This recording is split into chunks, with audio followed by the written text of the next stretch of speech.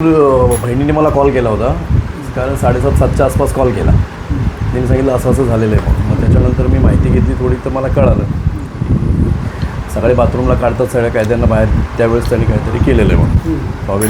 Towel गळ्याला बांधून आत्महत्या केली असं सांगितलं जातं आहे. खरं काय अजून कळणार नाही जोपर्यंत मी तिथे जात नाही. आता मी निघतोय तोळजा जेललाच चाललो आहे. संशय आहे ना मला 100% संशय. पोलीस यंत्रणेने मारलं आहे त्याला जेलात. कारण अक्षय शिंदेच्या बाबतीत पण असंच झालं होतं आणि ती भीती होती म्हणून मी न्यायालयाला अर्ज पण दिला होता जेव्हा त्याची PC चालू होती, की अक्षय शिंदेसारखे ह्याला विशाल गवळीलाही मारतील, त्याच्यामुळे याला पोलीस प्रोटेक्शन वगैरे अजून काय एक्स्ट्रा ह्याच्या सुरक्षित जेवढं करता येईल तेवढं करावं म्हणून. पण त्या अर्जावर काही निर्णय झाला नाही, काय नाही.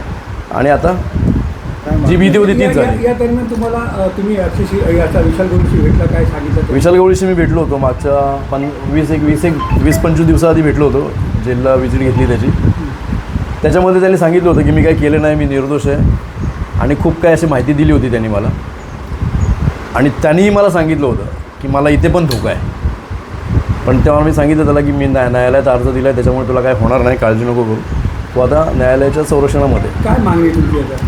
मागणी आहे सर माझी, आता मी तिथे गेल्यानंतर मी बघेन काय झालं आहे काय नाही एक्झॅक्ट. आणि त्याच्यानंतर मग जे ह्याला सर्वस्वी जबाबदार जेल अथॉरिटीज आहे.